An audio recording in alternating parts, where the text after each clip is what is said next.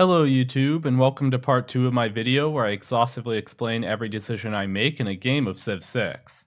So we just wrapped up the early game, and now we're transitioning into the full-on mid-game. One of the biggest differences here is going to be that we're going to start prioritizing reaching a 1 tech per turn pace for the rest of the game. This means we need to get our science up so much that we can complete 1 tech every single turn. And that is not going to be particularly easy because we're playing in a lobby with 0 blue city states. So I'm going to show you how to pull that off. Now, we might not do it perfectly because the next golden age is going to come quite late since we're in an AI lobby. If we were in a multiplayer lobby, it would probably come around turn 53 or 54. But because we're against AI and they're all really far behind, it's probably not going to come until turn 60. So that means we can't rely on free inquiry as much as we usually could. But, we'll try our best and we'll see if we can get our science up. Let's go to the next turn. Here, just ignore all the AI trade deals. We're trying not to abuse them. I find a lot of players really tend to struggle with this stage of the game, like they just fall behind. I don't have that many videos on it. I probably should make more. But yeah, we'll see if I can show this off. Okay, this city has more workable tiles than it needs. Every city kind of has plenty of workable tiles, but we'll swap some more here. We're going to keep developing as we were doing before. Chop this in the Magna City. Keep building some farms here. Give the city more good tiles to work. And now, let's see here. Got another trade route capacity. Does every single city have an internal trade route sent to the capital? Not quite yet. This one doesn't have one yet. We're going to need to set up a second internal trade route destination because our trade route capacity is going to exceed the number of internals we can send to our capital very soon here. And for that, I'll probably end up going for Pingala here for extra trade route yields on domestic trade routes. Now, in a normal multiplayer game, typically what you would do is you would form a research alliance with your neighbor and you would send trade routes to them using policy cards like Whistle Bankin to increase the yields on those trade routes. But the AI is so far behind, they probably don't even have civil service unlocked, they can't form alliances, and so we're just going to keep trading internally. We also have bonus yields on those, so that should be fine. Okay, just focus on encampments. Let me see here. Might not be bad to project some writers here. How many theater squares do I have? Sorry, I took a 2-day break from the save file, so I need to see. I do need a second theater square in order to trigger this inspiration, own 2 amphitheaters. I don't know if any of my cities are going to have a district slot for that. Doesn't seem like it. I mean, this city does, evidently. Let's see. Is there somewhere we can put this? I suppose that'll work. We'll chop that and then put a theater square there so we can get the Eureka. Chop this. Sure thing. There's 1 charge, so I'll send this south. Here, I can probably go for more builders. I need to finish up my last wave of builders and then take out the serfdom policy card. Let me see if there's any city-states I want envoys in. Nan Madal would not be bad. I have a lot of districts along lakes here. So let me see. I have the first envoy you send counts as 2. We'll put an envoy in Nan Madal. Switch that card out. Get some more influence points. And yeah, keep attacking towards Divine Right. I could auto-explore these, but I do really want to make sure I'm not missing any scientific city-states. It would help a lot if there was a scientific city-state out here to boost up my stats. Ignore all the AI deals. Everything. Listen. Okay, and now we can enter into monarchy. Let me see here. Can I finish making some builders real quick?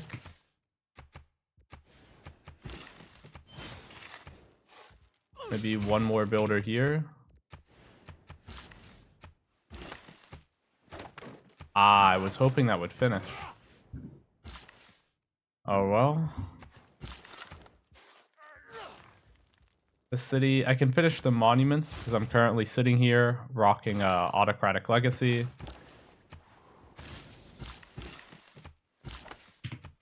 Drop in the Magnus city. The city's waiting until it gets to 13 pop so it can place down that campus. That'll be very nice. In the meantime, I guess one more builder. And just make some more mines. Here, let me see. Is there any great people that we want a project for? I mean, we could go for another governor title. We don't really have much else to produce here. The wonders aren't super helpful here. Workshop is fine, but I think we can do better by running projects to get the great merchants faster. This is quite a useful great merchant. Like I said, we need another promo to get extra science on internal trade routes to this city. Here, I can just work on making more internals, I suppose, more trade routes.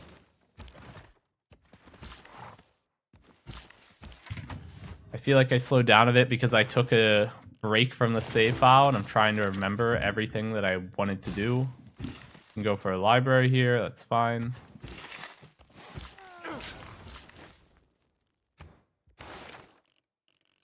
Here, we're going to pick up these civics along the top. We just want to get some extra envoys, and this will bank up some cultural overflow. This only costs 10 culture because we already have it halfway complete and it costs 20. We'll get all of the excess culture from that as culture overflow. This stacks infinitely. So if we research this and then that, we'll definitely be able to one turn either of these civics. Here, I do want to place down another theater square. We can put it wherever. I do want to get another amphitheater for the boost. Like I said, the inspiration here for own 2 amphitheaters is very nice. Looking to see if there's any blue city states. Okay. Just ignoring all the deals. I cannot bravery. Alright. Just keep trying to pick up 1 tech per turn. We're going to go for Buttress here. It's just because it's a cheap tech that we can finish in 1 turn. Maybe bank up a little more Science Overflow, try to finish these. We don't actually need Celestial Navigation or Astrology.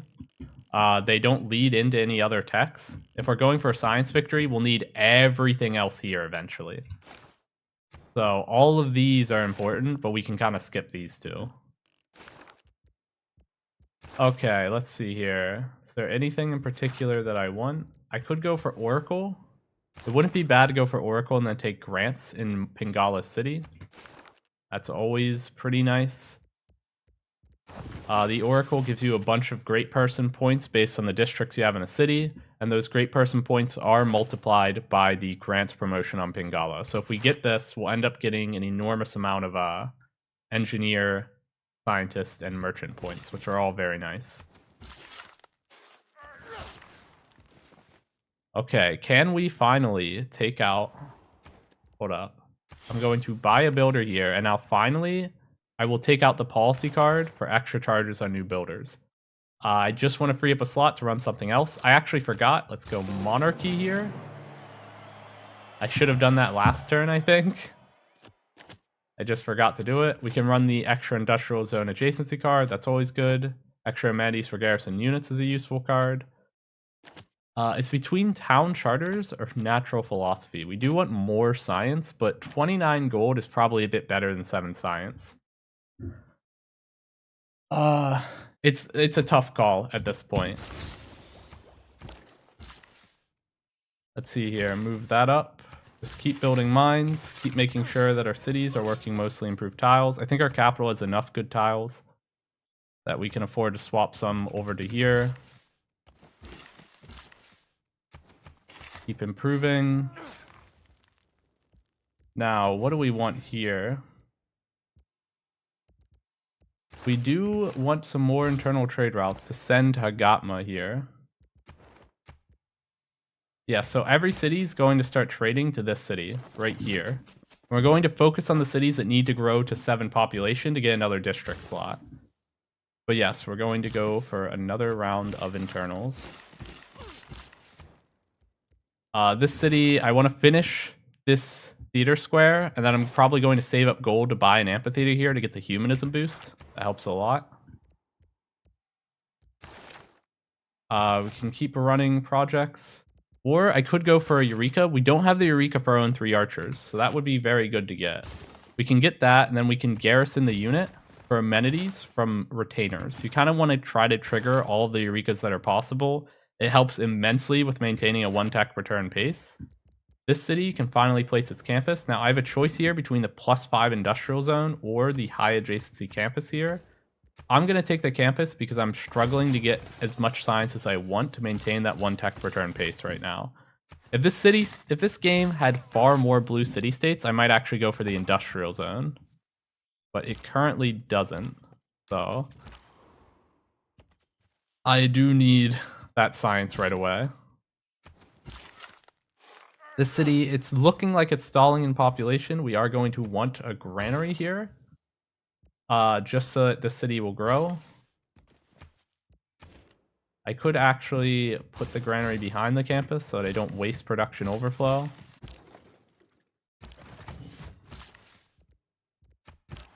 Alright. There we go. Just keep ignoring the trade deals.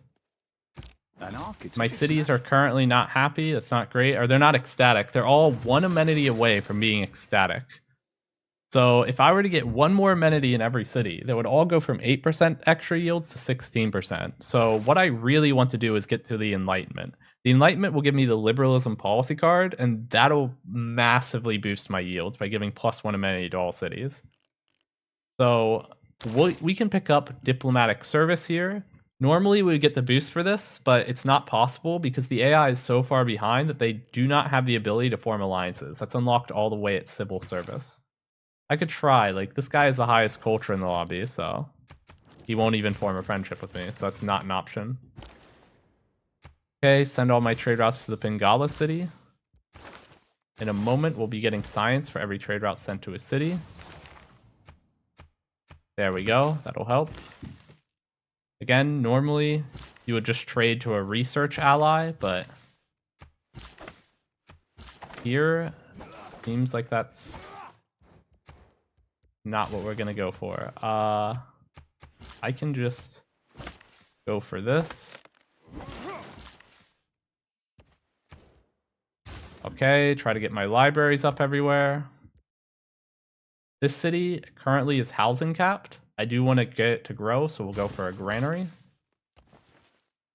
Muscat over here is still under attack. I forgot about that. Keep sending more trade routes to the Pingala city for science. I can't actually work this tile down here because it's 4th ring, but I can still chop it in the Magna city to get the extra yields from resource chops or tile chops in his city. He gives innately. Okay, doesn't seem like I can keep up the 1-tech return pace quite yet, so I am just going after 2-turn attack. Picking up astrology doesn't really help me here because it's a leaf tech. It doesn't lead into anything else. I can become Suzerain of Namadal. That'll boost my culture. +1 culture on every tile that is adjacent to water.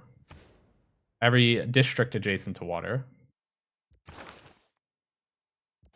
Let's see here. I mean, I could go for a monument. Don't have one yet in the city. It's always good to build monuments when you have autocratic legacy.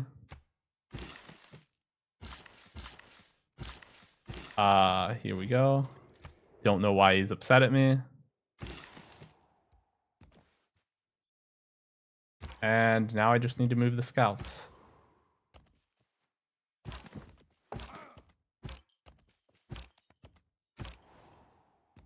All right.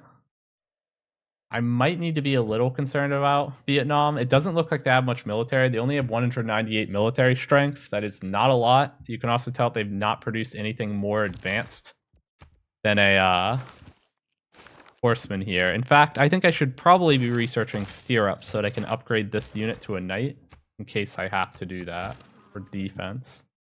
If I have a knight garrison in a city, my city will have 50 combat strength, and they will not be able to kill it with horsemen.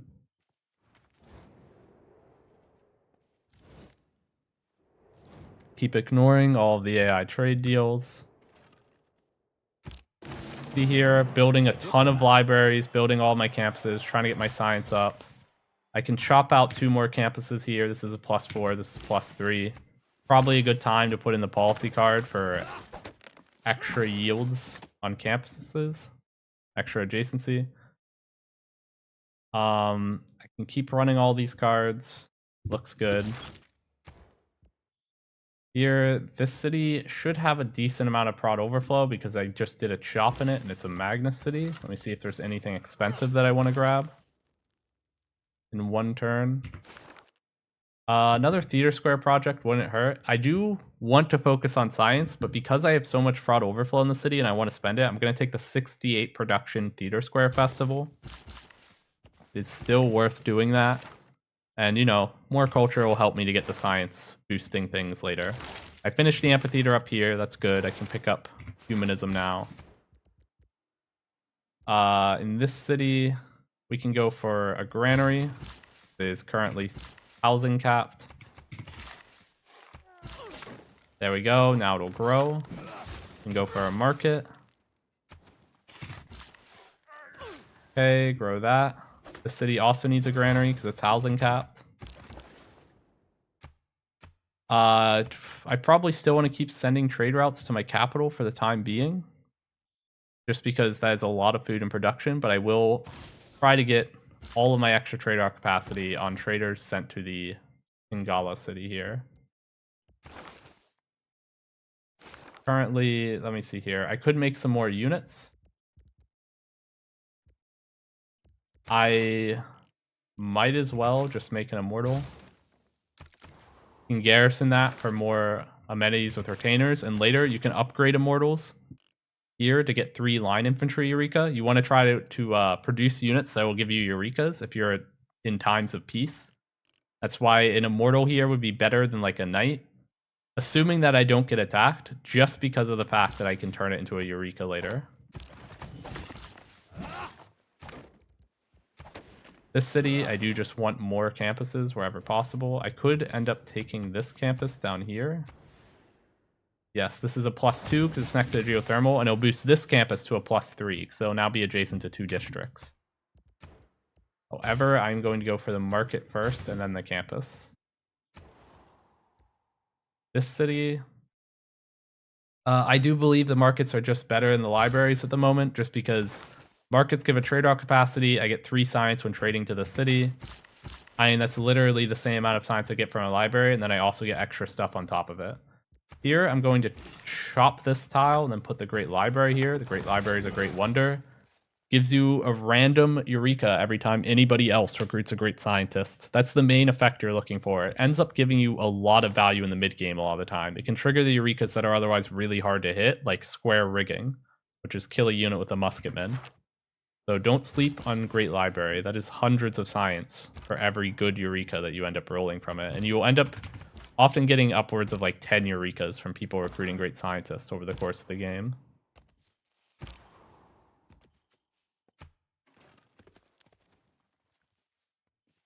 Okay, finishing the Oracle. If you invent, you must not.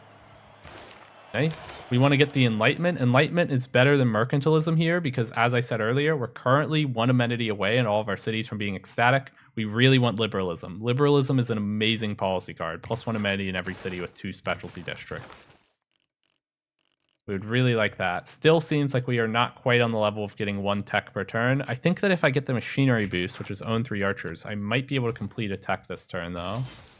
Let me see that. I just buy 2 archers. Yes, this is cheap enough that I can complete it.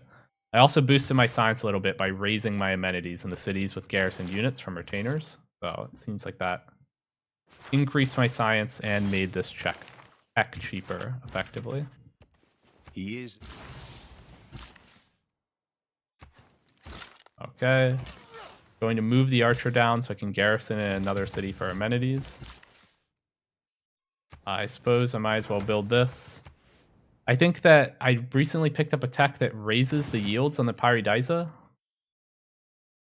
Yes, this gets +1 culture at diplomatic service. So Diplo service here boosted the yields on all of them. It is quite nice.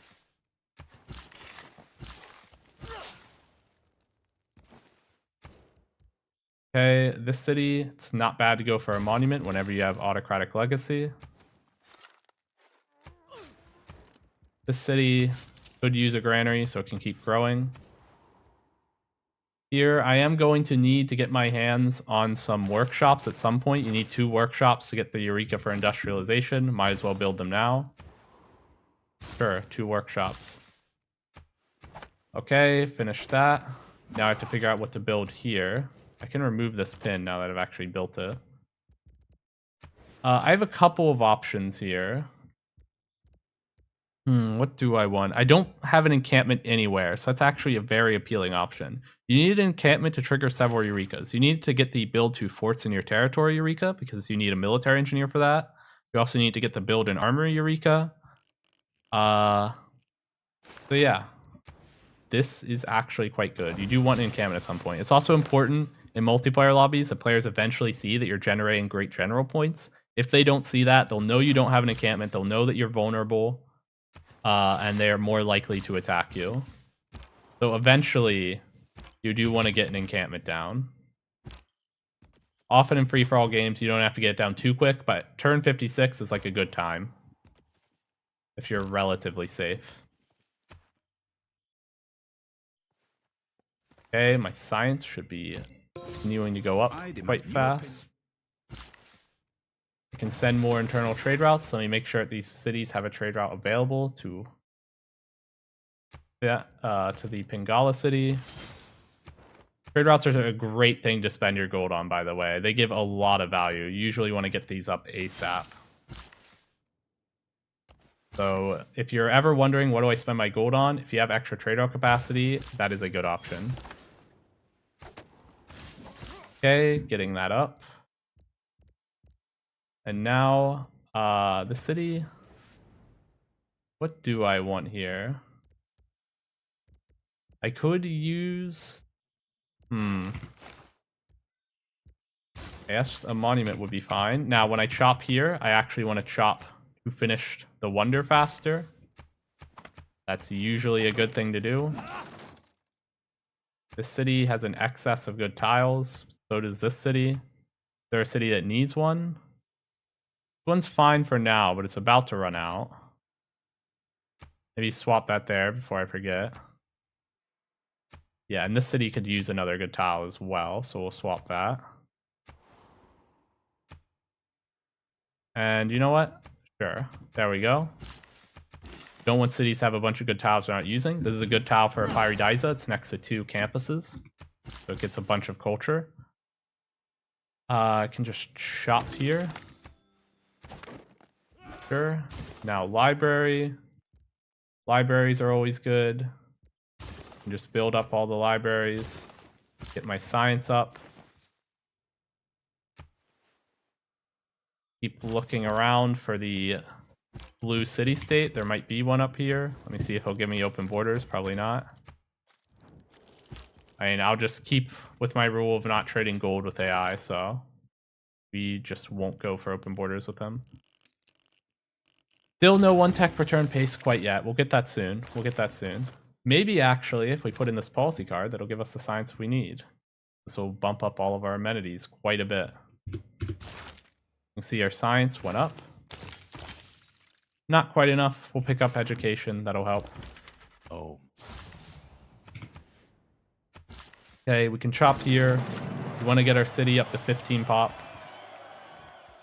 We do want a granary at some point. I could gold buy that next turn. We want this city to get up to 16 pop so it can place down another district, probably just an industrial zone right here.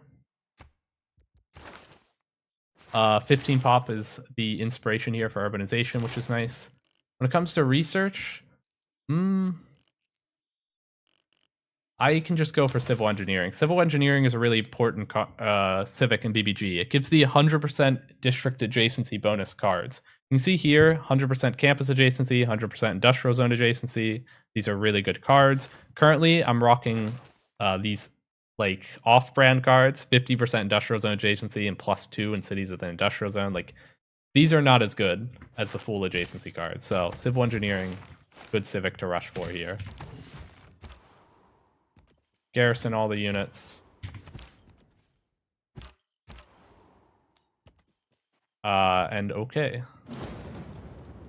And the city-state was raised for some reason. Finishing the Great Library. We barely failed to finish a tech this turn. How tragic. I don't believe we have an holy site anywhere. We can just pass this. It's a very good scientist under certain circumstances, obviously. If you have a really big holy site, you take it. Otherwise, you don't. Okay, here. Is there any great person I want a project for?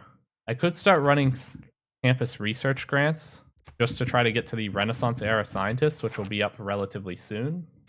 That is not a bad thing to do. It'll also boost my science a bit in the meantime.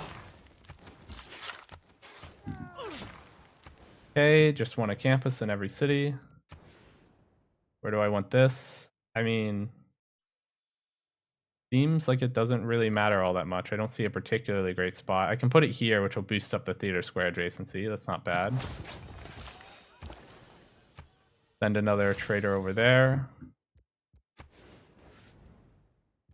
Let's see here. Again, I could just go for some campus research grants. The scientists of the Renaissance era, which will be behind all of the medieval era ones, are really good. See here, I can go there. Just keep improving. Okay, that's another internal that gives science. The city has a lot of prod overflow, so I want to go into something expensive. I could go for one of these to get another governor title. The Gov Plaza buildings all give a governor title when completed. Governor titles are insanely good. It's generally going to be either intelligence agency or foreign ministry. Foreign ministry gives you some envoys and some extra influence points so that you can get envoys quicker. And intelligence agency gives you an extra spy and extra spy success rate. I'll go intelligence agency. I think in a game against AI, they're not really going to use spies all that effectively, so it doesn't matter. But against players, intel agency is quite important. You really want that extra spy. You want the extra spy success rate because at level 2, spies can run a mission that give them... By level 2, I mean once they have 2 promotions, so I guess level 3. Spies can run a mission that'll give extra diplomatic visibility, and that translates into extra combat strength on all units. And it's really important that you have a spy survive to level 2, and it's more likely to do that with intel agency. Here I can decide on what to build. This is not bad. Jebel Burkle in BBG gives you +1 amenity for every strategic resource within 4 tiles of the wonder. I can already tell just by eyeballing it that there are a lot of strategics. Yeah, if I just search strategic, you can see here, this one's going to be giving me 6 amenities. That is quite good. I will build this wonder. Here, the whole point of building the encampment was to get Eurekas. I want the Eureka for building an armory, so we can just start working towards that. Stable is generally just better than a barracks because throughout the game, cavalry is generally a little bit better than melee and anti-cavalry. Okay, I'm starting to lose hope of there being any more city-states. There was one right there, apparently, but it was not blue. If there were blue city-states, it would be much easier to get my science up, but hey. Might make for a better video if it's harder to get my science up, you know? Teach players that you can do it even in situations where there aren't many blue city-states.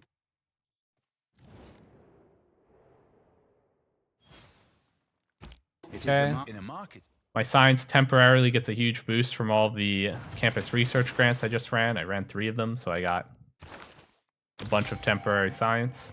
Not the reason we're running them. We're mainly just running them because we want to get to the scientists that'll be available in the Renaissance era that are very strong. Activate this. From the light. Activate this.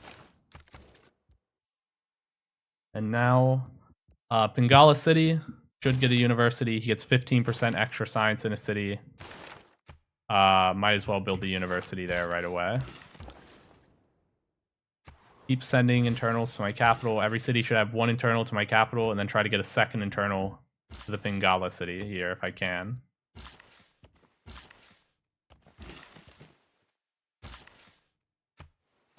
Okay.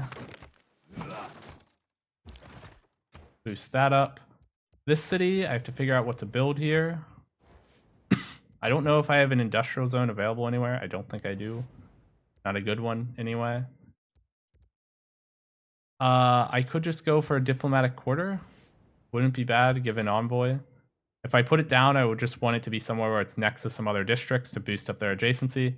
Here, I can actually put it right next to this campus. That'll just boost this campus up to a +3. Now, the Diplo Quarter does give it an envoy if you build it in the first ring of your city, next to the city center, but I didn't really have any tiles that I felt comfortable building it next to. I didn't want to squash the tile improvements here. Diplo Quarter also gives extra yields on internal trade routes sent to the city it's in. It gives +1 food and +1 production, the same as the government plaza. But I have other plans for what I'm going to be building in my capital at 16 pop. I also forgot, I do really need to get my capital's housing up. Let's buy the granary. I want it to get to 16 pop quickly. It's quite important. Don't want that to be housing capped at 15. Okay, about to unlock some really good policy cards in a moment with civil engineering. Strategy, a common miss. Okay, now I have the proper adjacency doubling policy cards. This will help with my science a lot. And we can keep running all this. Let me see, actually, do I want to put an envoy in a city-state I have no envoys in? I do. Mexico City looks like a good candidate. First envoy sent counts as 2, double adjacency, and all of this looks pretty good. These amenity cards, really important for keeping my cities ecstatic. If I dropped either of these amenity cards, I would lose an enormous amount of yields, by the way. Because all of my cities are just barely at +5. That's a huge breakpoint. Chop this, go here, mine the tile afterwards. City's about to hit 10 population, and go for the university, sure. Let me see. You know what? I'll just take this. I probably shouldn't have taken it. Now the Renaissance scientists are going to be really expensive. It gave me cartography boost. That's actually really good. I wanted cartography boost, but I'm going to pick up military engineering now. Military engineering is a very good tech if you're on free sim. It just reveals niter, which is good because that raises the yield of a lot of your tiles. And it gives extra production on quarries, which I don't think we have any, but if we did, that would be good. Now I'm going to show you a trick. Instead of moving this over here to activate it here, which might end up wasting a turn, we can actually just move the Great Work itself and then activate the Great Rider in place. This saves a turn of the Great Rider walking. We're going to go for nationalism before mercenaries here. We want nationalism to get the governor title. Here, the best governor that we can spend a title on, I believe, is going to be Pingala. This is because Pingala has the Oracle in a city, which gives a bunch of great person points. So we want his promotion for extra great person points generated in a city. Makes sense. And now we can go back to running campus research grants. We really want to get our way to Isaac Newton. This is an amazing scientist. Sucks that he costs 305 scientist points. When I said earlier that if I had waited a turn, it would have been cheaper, that's because it's still the classical era for one more turn, and when it offers a Renaissance era scientist in the classical era, it costs twice as much as if it had offered it in the medieval era. So if I had waited one turn, this would have cost 155 points, but instead it costs 305, which is not good. Here, I can run more campus research grants. We still want to get to that scientist. He's insanely good here, especially in a lobby with 0 scientific city-states. I do need to build a lumber mill here, so that's what I'll do. It's for the mass production Eureka. Over here, I guess I'll go improve the citrus. Not bad. City is working that tile. Keep going libraries. I don't think there are going to be any more city-states in this game, but we'll keep checking. Try to queue up the scouts in the distance so I don't have to think about them too much. Okay, it's turn 60. We're rolling over into the medieval era here. Very late. Normally, if you play a multiplayer game, the medieval era is going to start far sooner. It's going to be harder to hit your golden age than it was At here the because you won't have as southwest much glass, time, but human nature. yeah. Here we have 200 science, 180 culture. We have to decide. Now, we have the choice between free inquiry or pen, brush, and voice. Both are good.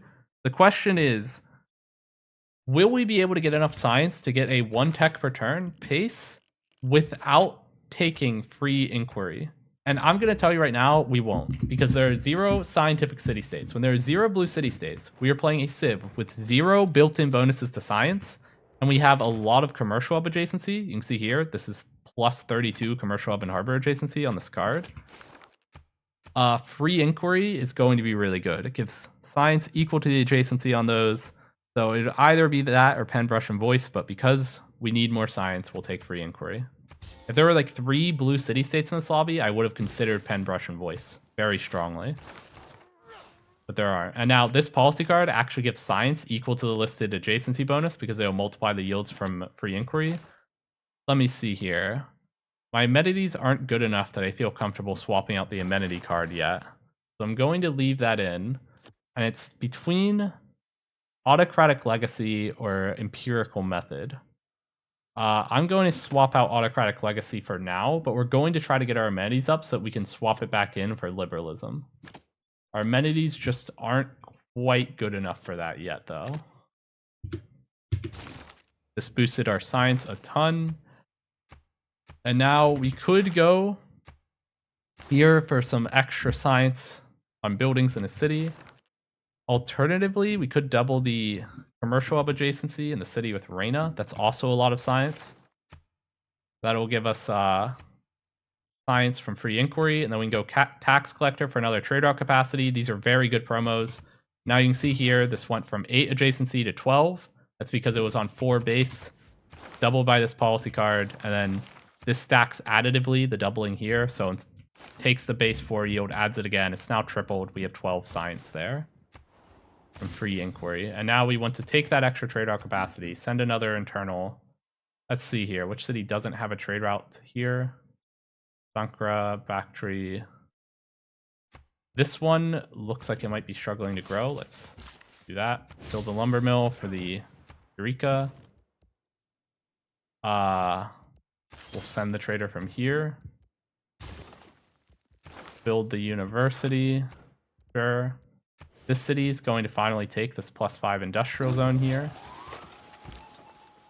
Can move this spy wherever. I'm most nervous about this player, so we'll put the spy in their land.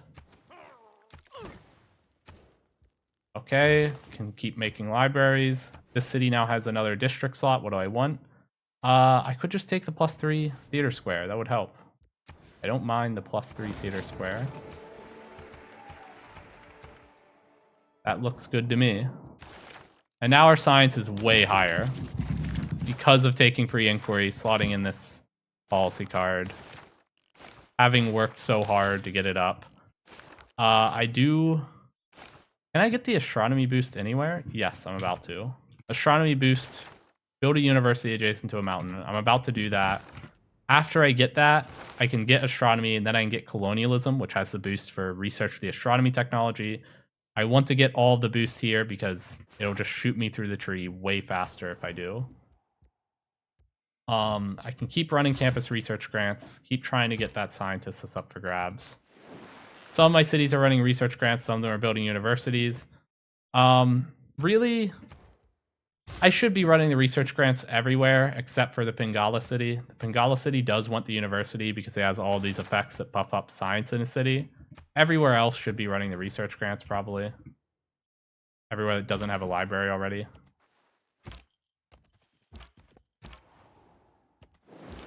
We can go here for circumnavigation, get the era score for that.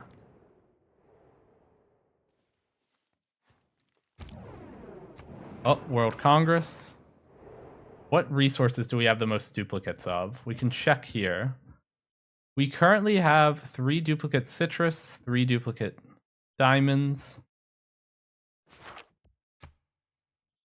So that is an option. Citrus or diamonds.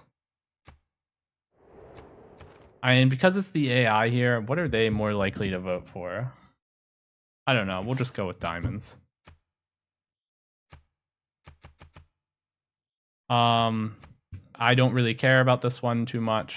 They might end up blocking a city-state. The second vote is not going to matter at all because they don't have any trade routes to them, and I don't really care about blocking a city-state bonus. In a multiplayer game, you might look at one of these. Like, the strongest city-states in this game are Nan Madol and Ayutthaya here. Those are the city-states that are the strongest. Ayutthaya is insanely good. Gain culture equal to 15% of the production cost from finishing buildings is a really good bonus. So I expect in a multiplayer game, people will be very keen to block purple, just to deny it from whatever players had those. But we will see. They did no amenities on diamonds. Only the AI does this. Players are never going to vote for no amenities in a free-for-all game, generally. I'm going to trade for excess luxes. You can use this menu here. I see that Frederick Barbarossa has cotton and pomegranates. He doesn't want diamonds because they're blocked by World Congress, but he'll take these two. This is very standard. You do luxury resource for luxury resource. Frysong Detson has olives. He'll take it for citrus. Okay, and now that'll help with our amenities. And we've gotten to the point where we no longer have to run the liberalism policy card. So we can slot that out in a moment because our cities are happy enough that they don't need it anymore. We'll wait until we get the ability to swap it for free. I think here... Now, this is a tough choice. We want industrialization as quickly as possible. Industrialization is insanely good. +1 prod on all mines, and it unlocks factories, which are like insanely good. That's a lot of production. Coal power plants. This is like the game-defining mid-game tech that you want to rush for in every game when you're on free sim. If you're like unharassed and you just want to be as big as possible, this is what you go for. But I also kind of want colonialism to get the boost. Or I want astronomy to get the boost for colonialism, so... I mean, it's... I have to make a decision here. I think I would just go for industrialization. Extra yields on trade routes. Nobody else is generating any engineer points, so I'm going to take this, even though I don't really care for it. Because if I passed it, the next engineer would not be offered. Okay, I'm just activating this wherever. Honestly, I should be a little bit more considerate of where I activate it. I should activate it in cities that might want the walls more. Let's see here. I think I actually get extra culture. Yes. Persia gets extra 2 culture per turn on all internal trade routes or urbanization. So picking this up is going to give me... I'm going to be at 14 trade routes. That'll give me 28 culture per turn. Very, very good.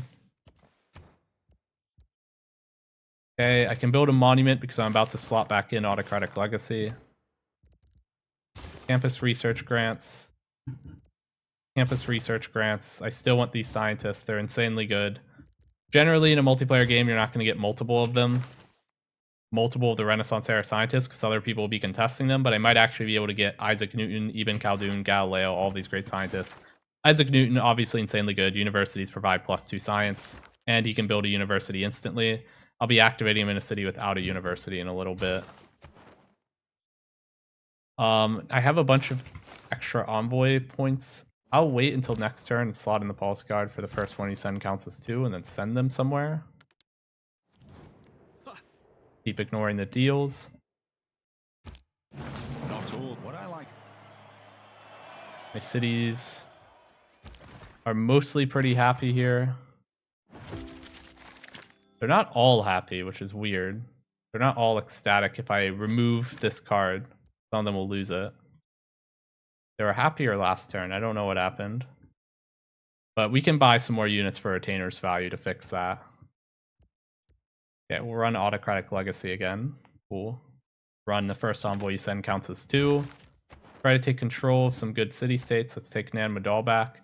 Oh, that would be why my amenities went down. I noticed that they went down. I think this was my only source of tea. Yes, Nan Madol is giving me tea, so that's going to boost up all my yields just by making my cities happier. Now I can take either Mexico City, which is +1 amenity from aqueducts, or I can take Ayutthaya, which is 15% culture. Gain culture equal to 15% of the production cost of finishing buildings. Ayutthaya is better. They both provide penguins, interestingly enough. Ayutthaya has penguins. Mexico City has penguins. we'll go Ayutthaya here. And that's going to boost us up. And now every city is ecstatic again. Cool. Even without running liberalism, which is nice. I'm going to delay researching colonialism until after I get astronomy. So what I'm going to do is I'm going to pick up square rigging, industrialization, then astronomy in that order. And I'm going to spend like 2 turns on Scorched Earth, and then 1 turn on mercenaries to build up culture overflow, get the envoy, complete that civic, and then go up for colonialism, which at that point will be boosted. And this will allow me to avoid any waste. Okay, do I have a city without a library? I think every city has a library. I can tell just by eyeballing them.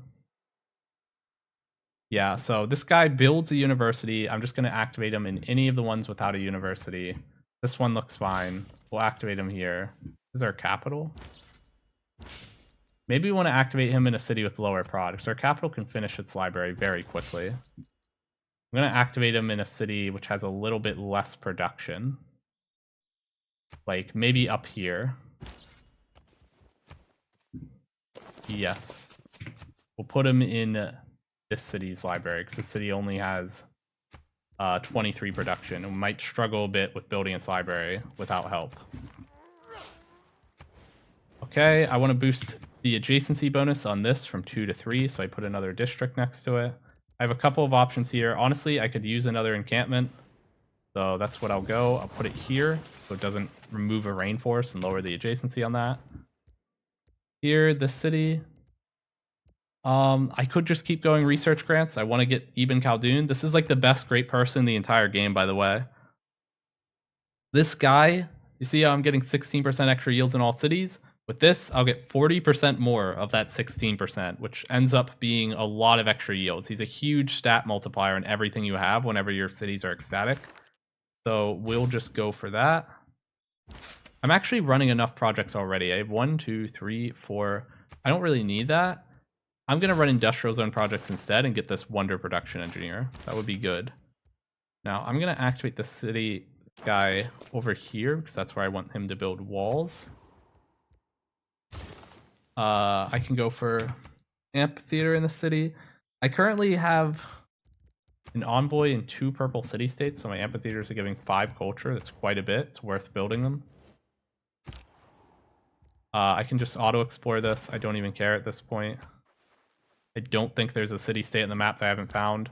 Guy's going to keep going over here to get the air score for circumnavigating. It's not that. Okay, we're going straight for industrialization. Like I said, insanely big power spike coming up. We lost control of Ayutthaya. Take that back. It's a very good city state. Let me see here. Are there any Eurekas that are coming up that I'm going to want? I'm going to want to build an armory, which I am doing here in this city. That was always the plan. This city, I have to figure out where I want my factories. So factories require a workshop in the city. They give +6 production to every city within 6 tiles, but it doesn't stack if you have multiple factories within 6 tiles of a city. So I want some very centralized industrial zones to build these that'll hit a lot of cities. 1, 2, 3, 4, 5, 6. This one, this +6 here, will actually hit a lot of cities. 1, 2, 3, 4, 5, 6. 1, 2, 3, 4, 5, 6. It'll hit this city. It'll hit all these. Everything here except for these 2. So this is a good city to try to get my industrial zone built in, or my factory. I could also build one right here. 1, 2, 3, 4, 5, 6. It'll hit this city, which is otherwise not tagged by 1. That's fine. Let me activate Isaac Newton here. I'm using the Empire lens, by the way. That's 9 by default as the hotkey. It lets me see which city owns which tile quickly.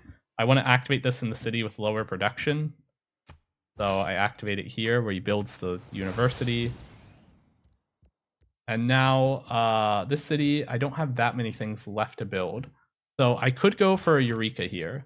Build 2 neighborhoods as a Eureka. It's the one for sanitation. That's quite good. So I might as well just build one. Now, the position is not going to be random. I'm placing it here because it's next to the commercial hub. It'll boost this commercial hub from 3 adjacency to 4. And that means it's going to be giving me 2 more science per turn from free inquiry. Because with a double policy card, that means it's going from 6 to 8. And that yield gives science. Huey is fine. I don't know if I really want it. I'll just go for university. That's fine. I need an archaeological museum soon. Might as well build it here. And that will be for the inspiration up here, natural history. Build an archaeological museum. I can keep going for for universities everywhere. Take this scientist, activate him wherever. I don't think it matters too much. You're mainly just looking at the 40% extra yields in all cities. Or 40% extra to yields from happiness in all cities. So I just got a bunch of extra gold, culture, science, etc. Now, is there anything that I want? The industrials, there's a lot of things I can project for. Like any project here looks good. The merchant's good, the engineer's good, the writer's good. I think that I will project for the engineer. He is very cheap. He only costs 60 great person points. So I can keep sending internals to my capital whenever I get the chance.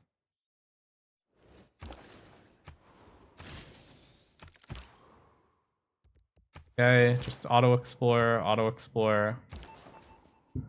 I'm going to do spies will operate 2 levels higher. I want to make sure the spy succeeds, and then I'm going to run siphon funds. The goal is just to get the spy to 2 promotions so that it can run the Diploviz mission more effectively. Just ignoring all the trade deals. Okay, now we're going to switch off Scorched Earth, go to Mercenaries. We want to wait until we get the boost for this and come back to it. So our tech bathing, or civic bathing here will be Mercenaries, because we have the boost, and then we're going to go Colonialism, then Natural History, which will both be boosting soon, right? Because we're picking up the astronomy technology, which boosts colonialism, and we're building the archaeological museum here, which boosts natural history. By the time we're done with all that, Scorched Earth will hopefully be able to boost. We'll need to go all the way through here to ballistics, and then build 2 field cannons. Might take a while, but here we go. I have the engineer that can build an ancient or classical era wonder really quickly. I don't know if there's a really good one left to build. I mean, pyramids is up, but I don't have a pyramids tile. It can only be built on flat desert. And it'd have to be within the first 3 rings of the city. Like, it's too far away down here. Kiwakisawani is not an ancient or classical era wonder. Terracotta Army is not terrible. I could just build that. It would give me a free promotion on my spy, which is always useful. Terracotta Army does buff up your spies. Here, I think that I could go for a commercial hub project. Try to get another trade route capacity. That'd be fine. Keep building universities. They all get +6 science now because I activated Isaac Newton.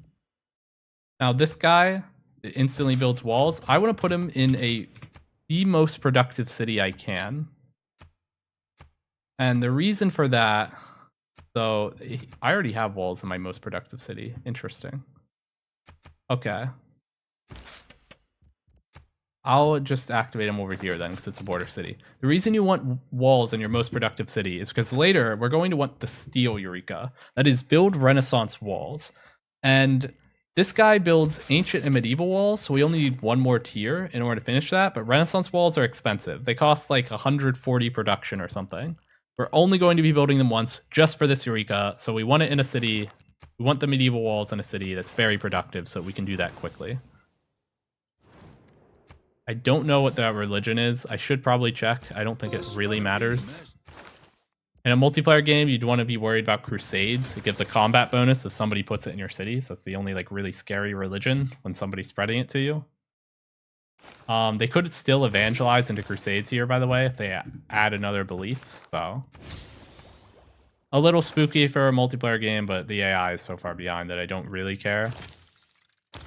The only reason somebody would convert you, by the way, is almost always just to put crusades on your city. So it's always very suspect when you see it in multiplayer. Let me see if I want to use the first envoy counts as 2 real quick.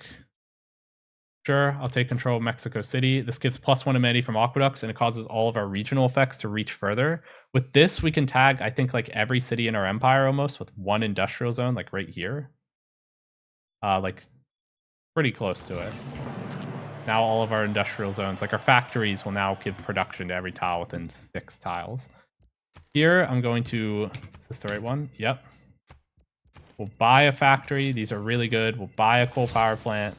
They're really good. And now we'll get +6 production every city within 6 tiles of this tile specifically. 9 tiles because we have... Sorry, 9 because we have Mexico City. So it's going to hit every single city except for this far one all the way over here. That is very good. We'll take this. Another Wonder Production Engineer. This gives us another district slot. We'll activate it in our capital because we're currently sending a lot of traders here. We could also activate it up here. The argument for putting it in the Pingala city. We have the Oracle here. The Oracle is a wonder that gives +2 great person points for each district in the city. And that is double to 4 great person points by Pingala. So if we were to build an encampment here, we would be getting a bunch of extra great person points. So I'm going to activate this extra district slot here, and we're going to build both a theater square and then an encampment here. The question is what order. I think we'll do the theater square first.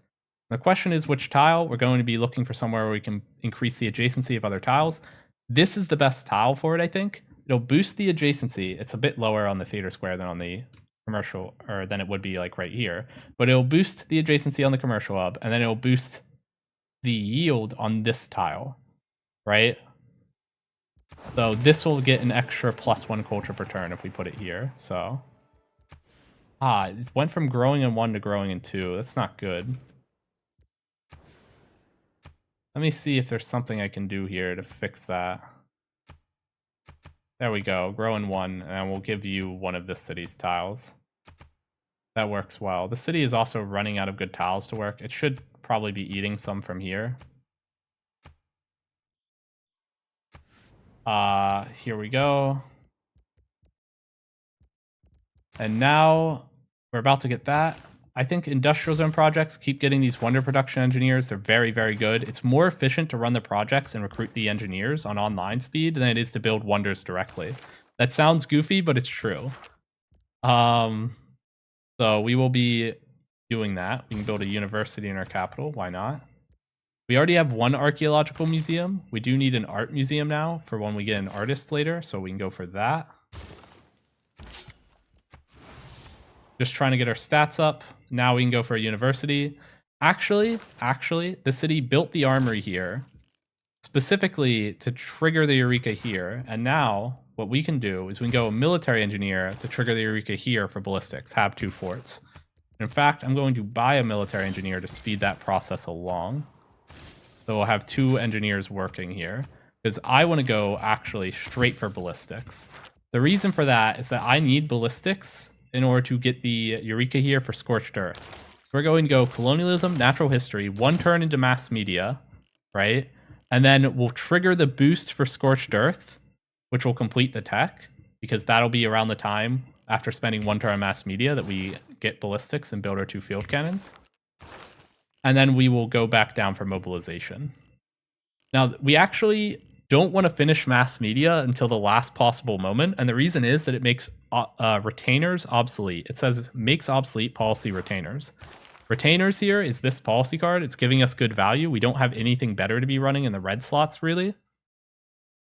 We don't want that to be obsolete just yet, so we're going to try to avoid finishing mass media too quickly. And now this card is still giving us 32 science per turn. We can finally slot in Merchant Confederation. This has to be more value than Charismatic Leader at this point. All of our cities are ecstatic. Some of them are still at +5. If we had a little bit more amenities, I would feel comfortable. Actually, I don't even have liberalism in anymore. That's crazy. But yeah, looks good. I'm going to build Terracotta Army here. That is really only being done so that I can promote the spy. I'll wait until it finishes the mission, and then I can put the promotion on it. It also, in a multiplayer lobby, it's good to deny other people the ability to promote their spies using Terracotta Army. Guy's 4 promos now. That's crazy. And yeah, let me see. Do I have an envoy to spend? No, I'm still controlling these 3 city-states, so I'll just save my envoys so that I can flip them back in case somebody takes them from me. So far, so good. And now, I didn't mention this earlier. After we pick up industrialization, we kind of have 2 choices for tech pathing. This is really, really important. After industrialization, you can either rush for combustion, which unlocks tanks, which is like the best. This is a extremely good timing for war. Like, units prior to the modern era cannot hold tanks at all. You will just steamroll anybody you attack with these if they don't have their own modern era techs. So that's option 1. Option 2 is to rush research labs. Now, if you're really safe, research labs are better. Otherwise, you might want combustion. Now, let me explain the thing about research labs. You can kind of hold a tank push if you go up for this, right? Because AT crews are modern era counter to cavalry units. They can hold tanks decently well. The problem is these are slow. These have 2 movement, tanks have 4 movement. So they can actually just kind of run circles around you. That's 1. 2 is that you don't have steel if you go here. Steel gives you urban defenses, giving a massive wall to every city. Like, this gives you very strong walls, stronger than Renaissance era walls in every single city. And combustion gives you that safety. Chemistry doesn't. Lastly, going chemistry, you can't really attack somebody with AT crews effectively. 1 is that they're very slow, so it's just hard to attack people with slow moving units. 2 is that you don't have artillery. Without artillery, you are not going to be able to kill steel walls. If you have chemistry and you attack somebody who has combustion, you will never be able to kill them because they all have steel walls, and you just can't damage steel walls without artillery or bombers or something else that comes later, right? So chemistry is like the I want to go for science victory very quickly, I'm very safe path. Combustion is the I want to kill somebody path. And I want to make it clear, combustion can also be a path to getting first place with science victory, because you can, if you have a clean kill on a strong player with this, you get a lot of pillages. You can actually get so many pillages with your tanks from attacking on this timing that you can shoot ahead in science of the player who went research labs just because you're pillaging so many tiles. So this is a very complicated choice. In this game, I'm going to go ballistics real quickly just to get the Eureka here for Scorched Earth. And then afterwards, I think I'm going to go for chemistry. Just because I don't want to bully the AI. It's a little too easy. It doesn't teach us anything. So we'll be showing off the build order for when you're not attacking somebody. If you're a newer player, though, combustion is the safer route between the 2 techs that you can rush for here. Now, I want to get 2 crossbowmen here. Get this Eureka. This is actually quite important. It says 1 turn either way, right? So you think, what's the difference? Well, if I trigger this, because I have free inquiry, I'm getting 10% extra Eureka progress, so I'm getting 50% progress on this. Look at this. This costs 497 science. That's 250 science, basically. 250 science instantly just for upgrading 2 crossbowmen. That is such a good deal. And we get all of the extra science from completing this tech as science overflow. That's a very important thing. This is also why we were kind of alternating between expensive techs and cheap techs earlier. If you complete a cheap tech, all of the excess overflow that you had is stored up. It lets you, and then next turn you can research something more expensive. You can see here, I have a lot of science overflow from researching multiple techs that cost less science than I'm producing per turn. That's why it says that I can research something that costs 852 science in 1 turn here. But as I spend down that overflow, that'll go away. We're running out of cheap techs to research. That's why it's important to keep banking it up by triggering these Eurekas. It does matter. Speaking of Eurekas, I can just take this. The next scientist will be Galileo, who's actually usually a bit better than this. He gives science when activated next to a mountain. I don't have that many mountains, and I'm just not going to worry about it. We'll just activate this person and trigger 3 Eurekas. Let's see here. First, I'm going to wait. We can manipulate the Eurekas we get from them. And I'm going to show you how. So, I don't want them to give me ballistics when I'm already making the military engineers to build 2 forts. So we are going to wait until after we trigger the ballistics Eureka normally by building 2 forts, and then we're going to activate this person to give us 3 random Eurekas. This will result in us getting more value out of them. Let's see, who still doesn't have a trader to cap? Bactry and Zanka. Okay, we can send it from here, sure. Try to get the city's population up faster. We currently don't have 2 neighborhoods, we built 1. The consulate's too good to pass up, though. We'll go for the consulate. This gives us a bunch of extra influence points. It also makes spies less effective against us. You actually don't want to delay the consulate too much. I honestly delayed it quite a bit here. In most games, you probably want it a little earlier than turn 67, but it's fine. And now here, I'm going to just focus on building the encampment buildings. I want to get 3 military academies for fascism boost. So we are going to keep building encampments. This city, like I said, I used the district slot engineer earlier, specifically because I want to build another district here right away. We're going to go for the encampment.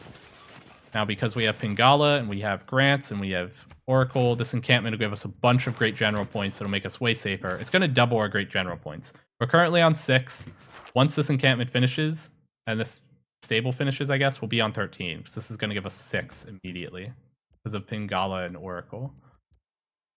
Now here, we have some options.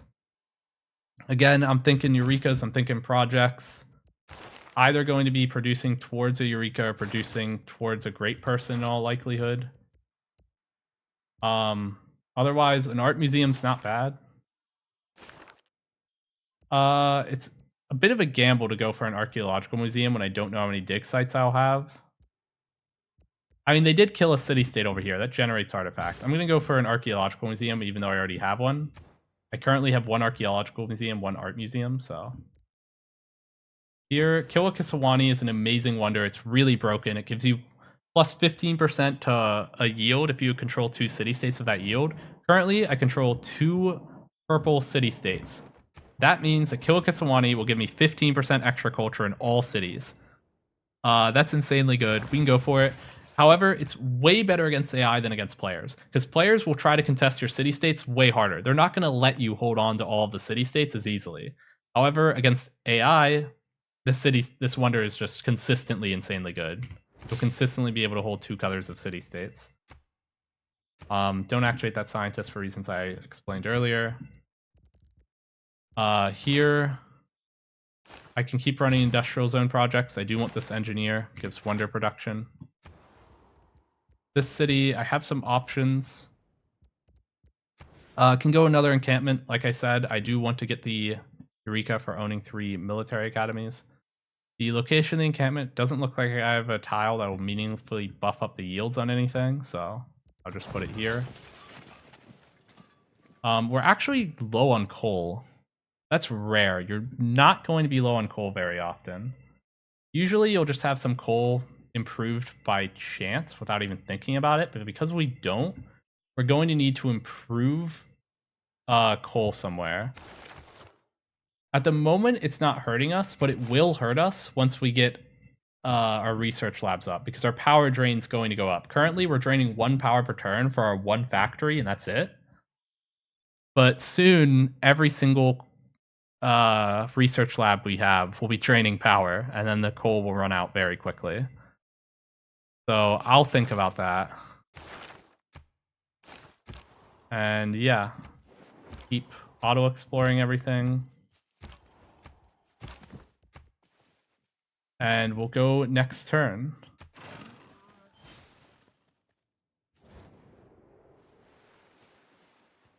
Currently well on our way on a 1 tech per turn pace. It's going well. We still have all these free promotions. This is just from earlier when we got the Terracotta Army. Now we're going to build our 2 forts, get the boost for ballistics. Own 2 forts. There we go. We're going to put 1 turn into mass media, and then next turn, we'll be able to upgrade our crossbows to field cannons, and that'll complete Scorched Earth. We're ignoring these leaf civics. We don't need naval tradition. We don't need exploration or reformed church. Don't need opera and ballet. We're kind of just rushing down the middle. What we want right here, ideology combines the industrial zone and campus card, which is insanely good. We're running internals, so this card, +4 food and +4 production on domestic trade routes is insanely good. Most of the time you won't be running internals at this stage of the game, but because Persia has so many bonuses towards internals, it's kind of fine. And we really want these tier 3 governments. These are insanely good. All of them give amazing bonuses. And so that's what we are currently eyeing in the civic tree. Okay, just take these, and I'm going to do the trick I mentioned earlier where you can just move great works. As a young boy. And this allows you to get away with not having to move the writer as far. I'm going to put all the great works in Gordian, and the reason for that is that I have Pingala in the city. Now Moksha gives 15% extra culture in a city. It's actually better to fill out the great work slots in his city than to fill them out elsewhere. As funny as that is, it's a small difference, but it does matter. And now here, this is a trick here with production overflow. I see that I have enough production to finish an armory in 1 turn. Therefore, I kind of don't want to produce stable into armory because then I'm going to be wasting production overflow. I won't be spending it down. So what I can do is I can buy the stable and then produce the armory. It just ends up wasting less of my production. Here, there's another Wonder Prod engineer up. I could go for that. I do want another encampment. Again, encampments can kind of just go everywhere at this point. You just want a lot of encampments. The tile I'm going to put the encampment on here does matter. I'm putting it next to the industrial zone. This will now be adjacent to 2 districts. So this will give me an additional 1 adjacency, which translates into 2 production per turn right away. I'm going to send this Wonder Production Engineer over to kill a Kiswani. Here, do want to get my districts down as quickly as possible. I only built these 2 forts for the Eureka. I'm fine to squash them right afterwards. I do not care. This city, by the way, I want to get a zoo. Zoo gives +1 amenity to every city center within 6 tiles. Because I have Mexico City, that'll be every city center within 9 tiles. I don't actually need it that badly right now, but I'll build it now just so that I don't ever accidentally lose amenities. I don't ever want to drop below +5 in every city. And I will need it soon, because when I get mass media, I'm going to lose access to the Retainer's Policy card, at which point the zoo will be the only thing keeping me ecstatic. Now for this city, I could go for a water park if it would let me swap tiles. I can't. Damn. I can't swap the tiles to get this tile into the city. It won't let me. You can see here I can't swap any of these, which is a shame. I really want to get a water park in a central location because water parks, they're very good. They give them a lot of amenities. You only want 1. You want 1 just for the area of effect of the aquarium, which was +1 amenity to every city center within 9 tiles. Something to note with entertainment complexes. The only reason to build one early is just for Colosseum. That is the only reason you build an entertainment complex, basically for like the first 60 turns of the game. However, once you get to natural history and you unlock a zoo, zoos are so good that you want to build one in a central location just for the amenities in most games. Just 1 zoo. You don't need multiple. It doesn't stack if you build multiple copies. So we already built our entertainment complex, so we built Colosseum, but if we hadn't built Colosseum, this is when we would build our first entertainment complex. I do want to place this district here, though, at some point. I could place down the +5 industrial zone. That's fine. We'll take that. That'll be 10 production, by the way. And now I can activate the scientists because I already got the ballistics boost. They're going to give me rifling, economics, and sanitation. I already built a neighborhood to get the sanitation boost, so that's not great. I kind of wasted the production on that neighborhood now. Okay, keep sending internals. Keep going for the buildings that lead into the military academy. Here's the promotion I got earlier from Terracotta Army. I could just go quartermaster. The promos here, none of them were particularly good. I was looking for something that causes them to work better in foreign territory, but I didn't have anything. So it would super help me there.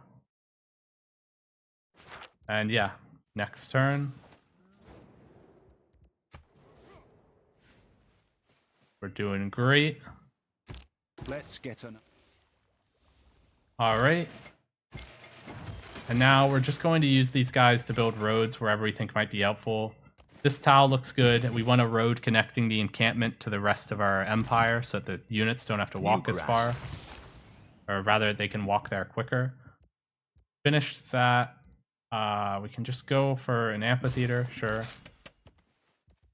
Can activate this engineer here. Now let me check here. This wonder needs 122 more production. This engineer gives 107.5. So he wouldn't finish the wonder if I were to activate him. So we're just going to finish this raw, I think, in 2 turns. Oxford University is an insanely good wonder. Let me see if I have somewhere to put it. I'll explain why in a moment. It can only be built on a flat tile next to a campus. If you're looking to win games via science victory, you almost always want Oxford University. Looks like the only place we have to build it is here. That's fine. It'll be next to a theater square, which is nice. Oxford gives 20% extra science in the city. We don't really care too much about that. It's nice, but it's mainly 2 free technologies when completed. This allows us to basically cheat the 1 tech return limit. You can see here, we've only been able to complete 1 tech return every turn via our natural research. What will happen in multiplayer lobbies a lot of the time is that you'll look here and you'll see, oh, I'm at like 32 techs and other players at like 31. And no matter how much higher my science is than theirs, I could have double their science.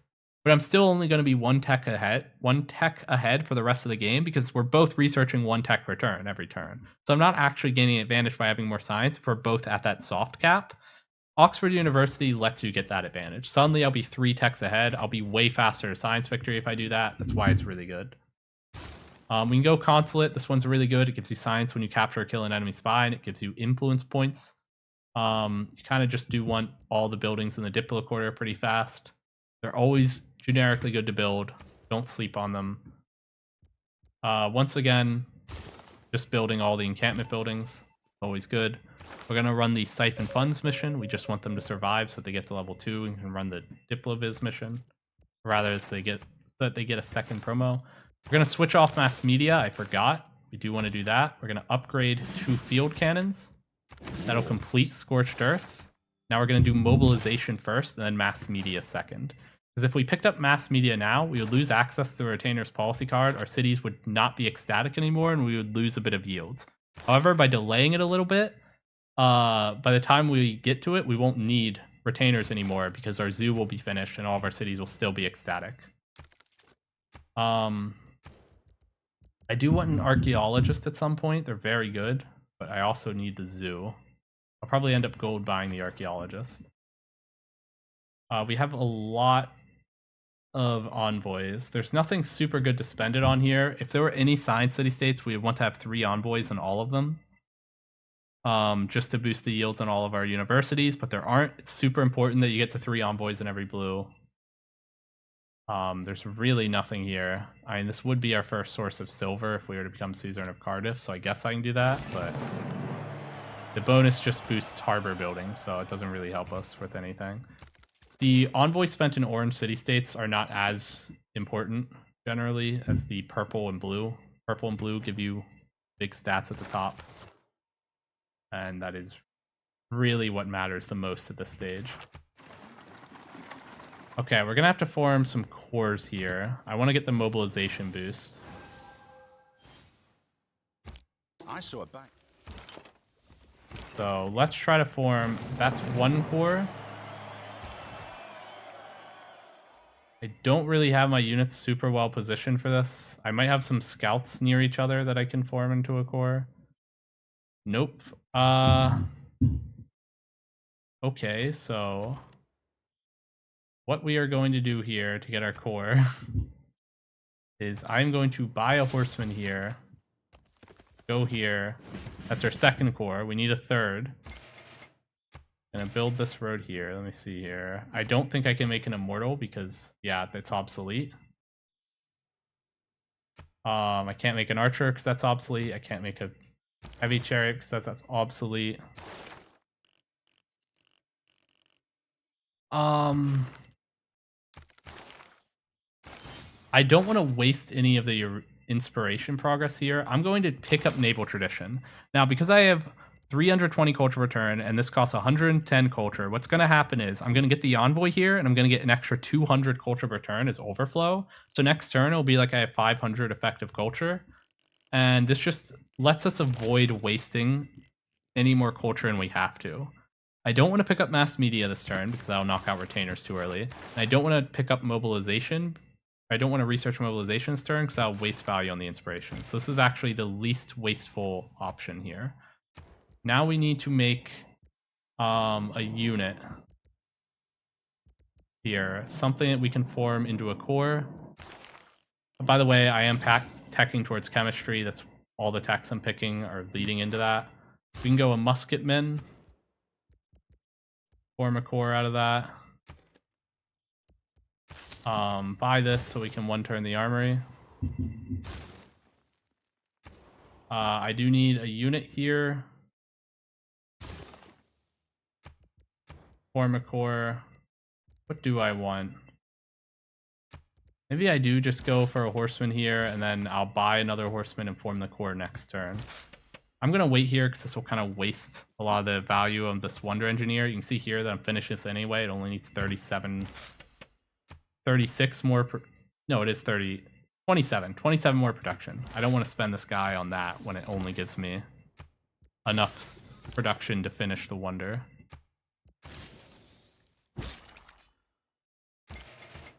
Okay. You can go for the university. Every city should have one.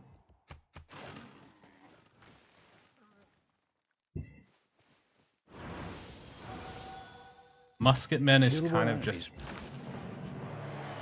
My troops are nearly passing by. She's spooked. What, by my scouts? That's actually really funny that I have so many scouts over here. I forgot to go pick up the coal. I need to do that ASAP. Where is my coal? Where's the best place to get coal? Is there a spot where I can make a builder that gets 2? No.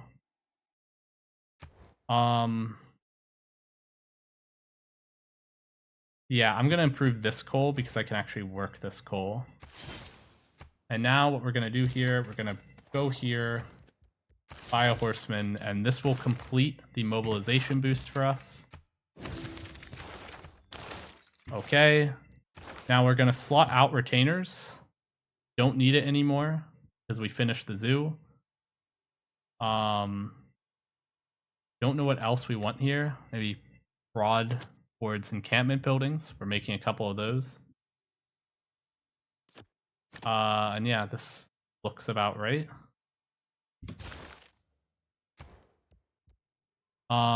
We got the economics boost. Even though we didn't build 2 banks, we got it from that great scientist we activated earlier who gives 3 random boosts. That's how we have this. We can go in this city. I definitely want an archaeologist. Archaeologists are really good. They give you 18 culture return after they picked up all the antiquity sites. Let me look here. Antiquity site. Where are they? So yeah, it's like I thought. They're all around Muscat because when you kill a city-state, it just generates a lot of them. I'm going to build railroads in that direction to try to speed up my archaeologists to getting there and to picking all of these up. But yeah, each artifact in BBG gives 6 culture return. You pick up 3, that's 18. You get really lucky and they're all themed. That will be 36 culture return. Archaeologists are insanely good. I do want this Wonder Production Engineer. Let's not forget about that. I currently only have 1 factory. I often see players build more. You don't really always need more, although it is nice to get the very high production cities from the power plants later. Because the power plants give production equal to the adjacency of the industrial zone. So you see this is a +6. If I check here, I have the pulse card to double the industrial zone adjacency, so it's giving 12. 12 production. And here it would give 14 if I were to build one in this city on the +7. So that is an option.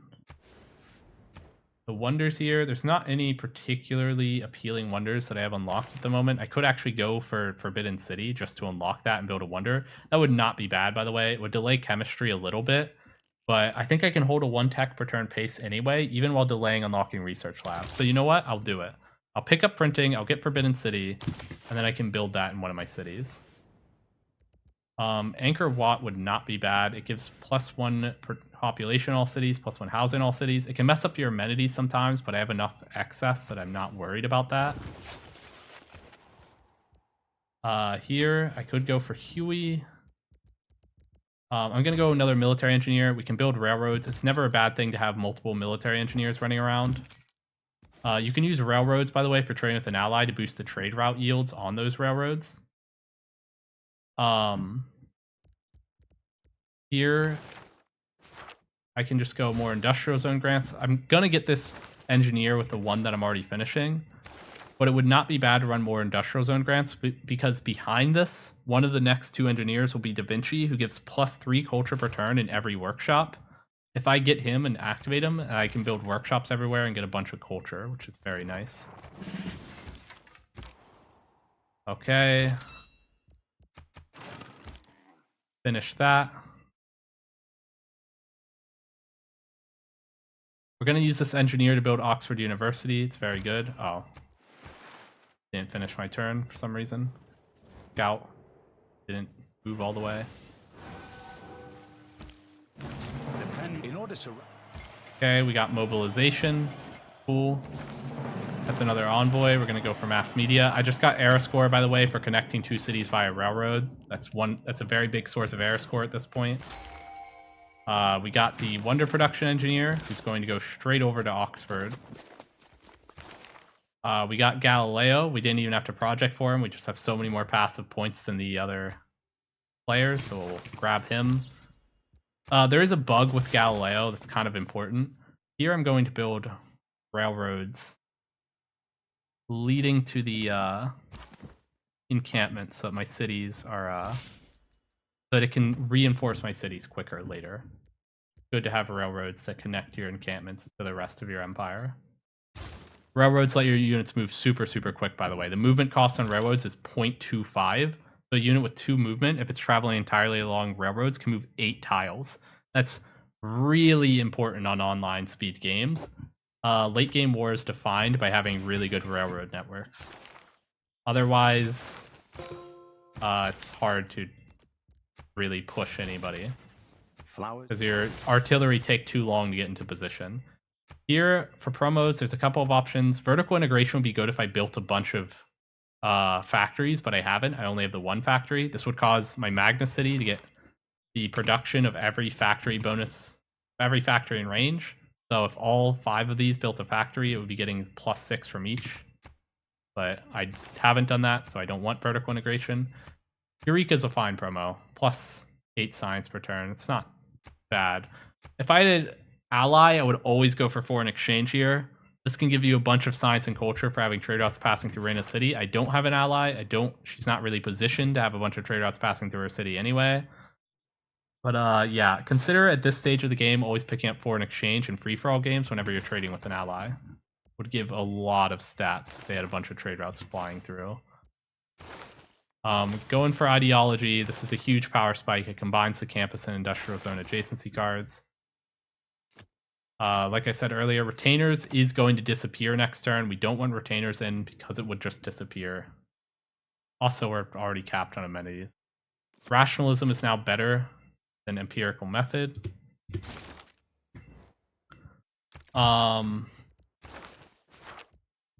Here we can go...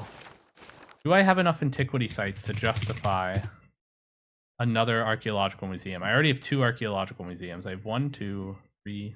But yeah, I have enough that I could justify going another archaeological museum. That would not be bad.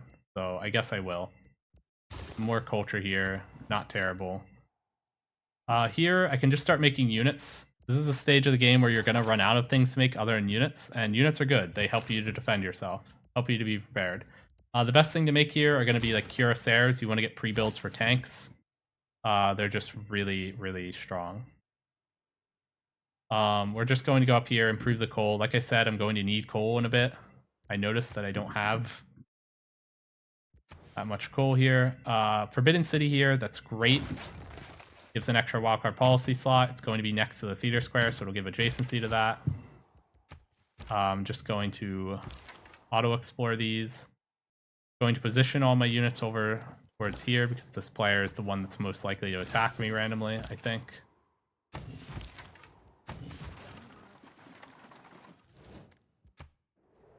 Okay. Picked up a radio, or mass media, I mean, sorry. Economic, the effect of... Nice, the spy lived. Okay, now we're not going to run any more spy missions with this other than gaining Diploviz. We want that just so that we get the combat strength advantage against anybody from having intel on opponents' movements. As soon as you get a level 2 spy, prioritize keeping it alive. Don't ever run any risky missions anymore. Keep building railroad over here. Now I know that this can pick this up. That gave combustion Eureka, by the way. Very important if you're going for combustion right away. You do need that Eureka here from extracting an artifact. We are not going combustion, though. We'll go chemistry. Another merchant. This one's not super useful in this position specifically, but whatever. The AI is letting us get every merchant, so we might as well take it. I don't really see a tile that I care to activate it on too much. I could just send it up here towards Samarkand. Why not? Activate that. Keep sending trade routes to my Bengala city. We're not going to activate Galileo. There's a really weird bug with Galileo that's super counterintuitive and messes you up. If you activate Galileo and he completes attack at any point, it will instantly remove all science overflow you have accumulated. And that is a lot for us right now. You can see we have so much science overflow that a tech that reads out as 1,400 science per turn is reading as 1 turn. That means we have over 1,000 science overflow in the bank. We don't want to activate Galileo until we spend that down. So he's actually going to AFK for a long time here. Probably for the rest of the run, because we're going to end this on turn 80. I'm only really showing you how to play the mid-game up until you reach the late-game stage, which is usually around research labs, around tier 3 government. That's when you're in like the proper late game and you're just pursuing win conditions. We're not quite there yet, but we're getting there. They're a promotion that we want. So we could just go Monty in a city state. That's never bad. We're kind of running out of good promotions at the moment because we don't have a trading partner, so we don't really need the promo in Reina. Ayutthaya is my best city state. We'll put her in Ayutthaya, just 2 envoys there for security. And later we can take our promotion for +2 of every strategic we've revealed. That would actually be quite helpful. You can often run low on oil, uranium, aluminum, and coal. So these late game strategics, affluence starts to matter a lot.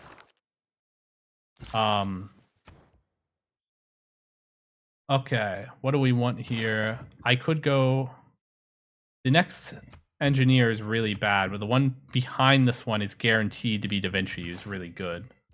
That's something to keep in mind. I'm just going to make cuirassiers. This policy card's not going to work this turn. This is a kind of important trick to know. But when you get ideology, it makes that card obsolete. It makes the extra campus adjacency and extra industrial zone adjacency cards obsolete. What that means is that they don't actually work on the turn that they become obsolete. It'll complete the research step of the turn first on rollover, and then it goes to do all of the city's production queues. And when it completes the research step, it actually knocks out this card, so we won't benefit from it anyway. We can go for prod towards cavalry units in that slot instead. And we're also not producing any encampment buildings, so might as well just run +8 science there. These aren't very good cards, but next turn we'll be able to put good cards in. At the moment, more cuirassiers are fine. Let me check here. Am I finishing this wonder with this next charge on this guy? Leap over Naleshi. I think it's 157. Does that finish this wonder? No, I don't think so. So we're going to put another turn of production into it and then finish it on rollover with that. We'll take an artifact from Muscat. We're just extracting artifacts. We want to take every artifact we want to take should be from a different civilization. The way that you theme artifacts is by getting 3 artifacts from the same era but different civs. So that is the main concern there. And we're just going to make more cuirassiers. These are just military pre-builds just for safety. We can activate this general. It doesn't matter. We're about to finish Angkor Wat. That'll give us +1 population in every city. It's quite nice. The I'm a little temple worried is about us far from it losing slowly. amenities here from that. Looks like every city's still ecstatic, even though we gained the population. So that's really good. And now... I just realized we do want communism. I probably want to build 3 factories. It's crazy that I haven't. Usually you'd have 3 factories by this point, but with Mexico City and our cities being settled so close, I'm kind of able to get away with only having 1 since it's hitting every city. But now I do want communism, and that means build 3 factories, so I'll buy a factory here. And now I need to buy another factory somewhere else. Do we already have a city with a workshop somewhere? No. We'll go factory, factory. That's going to be clash struggle boosted. Yeah, communism is the best government if you're trading internally. Democracy has a lot of its value stored up in the fact that it gives extra trade out yields to traders you're sending to allies or city-states. Particularly allies is usually what's going to be at this point. If we're not doing that, we're running internals. We want communism instead. So yeah, we'll have unlocked some very good cards now. We've unlocked this card, which combines the industrial zone and campus adjacency. We can kind of slot out an autocratic legacy. Economic union, because we're still in free inquiry. This is still giving us 34 science per turn, which is really good. Ooh, my science is so high. I have so much science overflow. I actually don't need this science per turn. I can actually take out rationalism and I'll still be on a 1 tech per turn pace. This is the thing about like science, right? There's a soft cap on it. If you are on a 1 tech per turn pace, it does not matter if you get more science because you're already completing 1 tech per turn.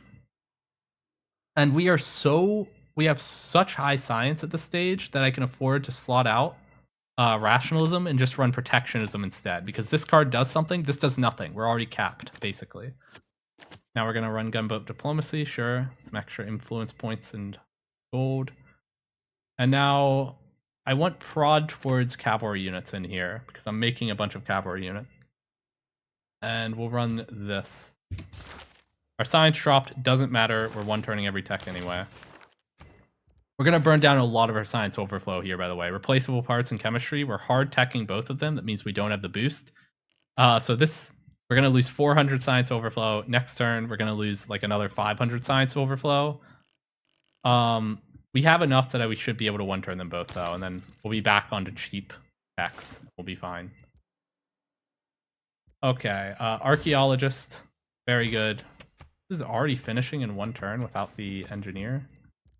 Okay, I'll save the engineer for something else, if that's the case. I actually do want a railroad on the city tile itself. I kind of just skipped that tile, but I will be going back to build a railroad on it. Let me try to speed this guy up on his journey to pick this up. That didn't actually matter at all. Whatever.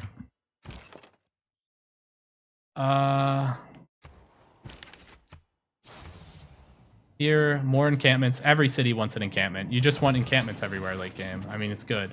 However, we do want to finish this coal power plant. We already bought the factory here. This gives 14 production per turn because it's a +7 industrial zone, so we might as well finish it. Here, I can keep going cuirassiers, keep making pre-builds. Don't have much else to build. This guy, I need to probably... Hold up. Send him here. Trying to go up to Samarkand with this. We're going to just run this here with listening posts. Increase diplomatic visibility level by 1. 2 if secret agent or above. It has 2 promos, so it's a secret agent. That means we get 2 levels of diploviz. That means we now have extra intel on opponents' movements. So that is very nice. Are they spying on us, by the way? There'd have to be, or we would be at +6 from intel. Oh, +3 when I hovered this. Clever man. Many of us for one Oxford shot. University, by the way, just completed 3 random techs. It gave us castles, which is not great. It's a very cheap tech. And it also gave us flight, which is great. It's a very expensive tech. So yeah, we got 2 extra techs. That extended our tech lead. That's really good. Oxford University OP. Now we can start going for aerodromes. We do want some of these. Air units are really, really good defensively. The best defense in this entire game is just a wall of fighters. Fighters are really good at defending against land invasions. Land units cannot pass under them once you deploy them. So if you have a lead and you want to be safe, make some aerodromes, get ready to make fighters. We also want a land military to back them up. That's why we're still making cuirassiers.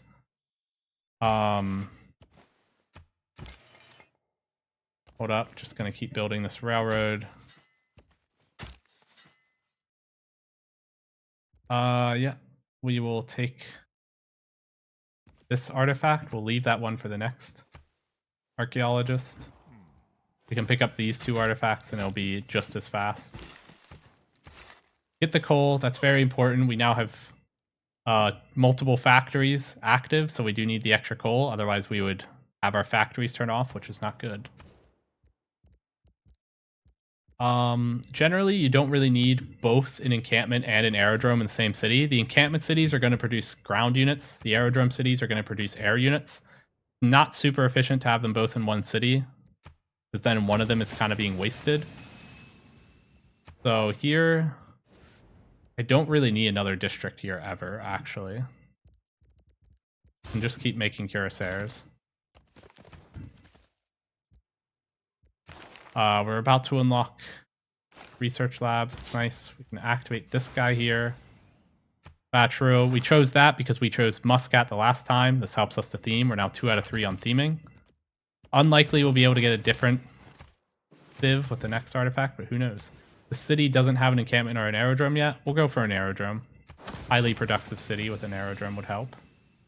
Might as well go to the coal power plant. Whenever you have a factory, you kind of just want the power plant. Because while factories don't stack when you have multiple in range of a city, power plants do. Specifically, just coal does. Coal only gives its bonus to the city that builds it. Oil power plants don't stack because they're another AoE building where you only give it to every city center within 6 tiles that don't have a power plant and aren't already buffed by one. We have a couple of options here. I think that this wonder is really good, Alhambra. This gives an extra military policy card slot. Having an extra military policy card slot is good. It's 3 turns. Why would you not want to build that in 3 turns?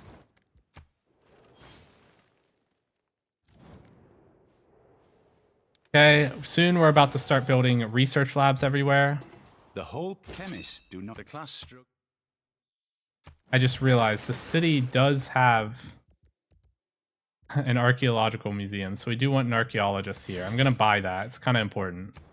This city wants a research lab ASAP. We have this Pingala promotion here where you get +7 science on research labs in a city, so we want this research lab in the city as soon as possible. We'll wait until after the wonder though, because usually you're supposed to build wonders ASAP, otherwise other players will take them and you'll lose them. The research lab will still be around in a moment. Switching to communism is a massive power spike. The tier 3 governments are enormous. We're going to get so many yields from this. We have way more room to run extra policy card slots, to run extra policy cards. We have better policy cards available. We're going to keep in the prod towards cavalry units because we're still building them. Here we have some options. What I can do is move this up and put Autocratic Legacy back in. That's a good card. It looks like Triangular Trade is just an upgrade to Economic Union. It's not. We're still in Free Inquiry. We're still getting 34 signs per turn from this card. It's doubling our commercial hub and harbor adjacencies. So we run that. Our science spikes enormously because we have all the extra policy cards. And now after chemistry, you usually just want to go for combustion. You can see here that it's showing 2 turns on steel. This means that we're running out of science overflow. We're kind of spending it down because we just picked up these 2 techs without Eurekas.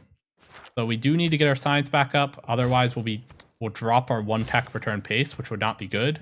Luckily, we just unlocked research labs, which is going to make that way easier. Now, we do want nuclear program after we build a research lab. This is the Eureka. It gives you +3 science on all research labs in BBG. We're going to wait until after we get the Eureka, though, and then we'll pick this up. Before then, while we wait, we can go for professional sports. This gives us a stadium. We build a stadium. We'll never, ever need to run another amenity card again. This will guarantee that we're on +5 amenities everywhere for the rest of the game. And you might think, aren't we already +5? Yeah, but our cities are about to start growing a lot. Because we entered communism, we got some cards that give some extra food and prod. We have like Kolkaz here that gives a bunch of food. We have this card which gives a bunch of food. Our cities are going to grow soon. They're going to need more amenities. Good to go for professional sports. All of our cities are housing capped. We might want to fix that. Maybe go around buying granaries and stuff. Let's see here.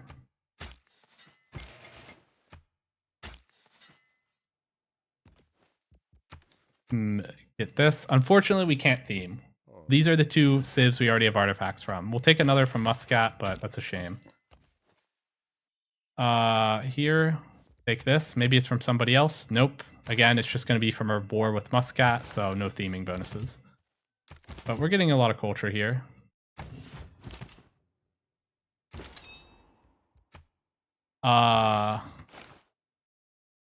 Yep, you can see here, once we build, we're going to build a research lab in every single city. This will be like the last major piece of infrastructure. Kind of just ignoring her. She like threatened me and I just pressed escape. I don't know what option that's equivalent to. All the best. Yeah, we can go back, research nuclear program. We want the +3 science on all research labs. Every city gets a research lab, and then we're kind of done with infrastructure. Like, after we have research labs, all we're going to do is build, like, military. This is, like, the last bit of science and culture and whatnot that we're really going to be, like, getting this game. Keep sending these internals. You can see the yields here are ridiculous. It's a result of the policy card here. +4 prod and +4 production on internals.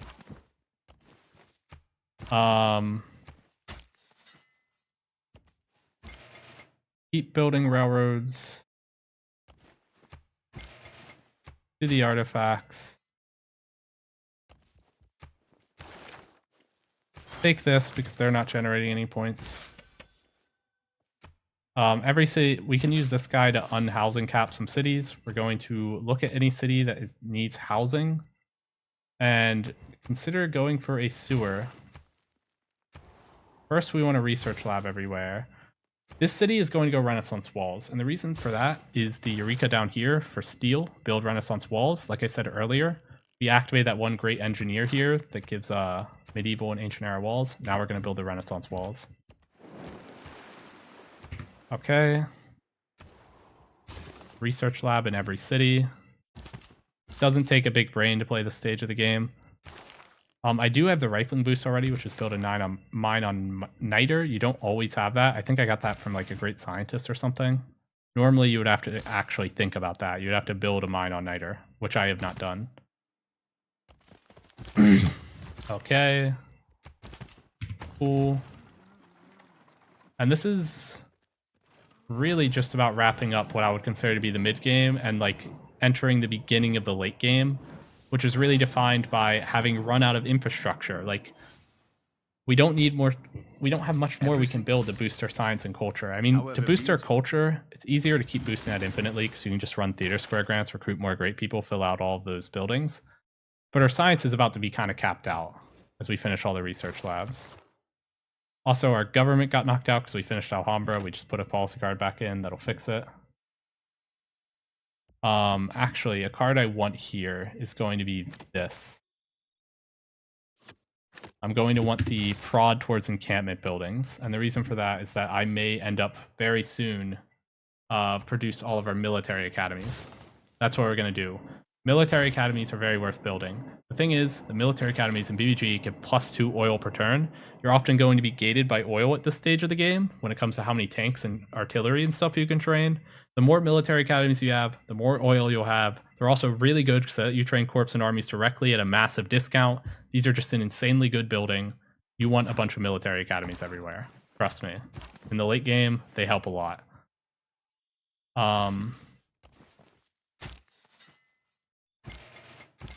So I am going to keep going here.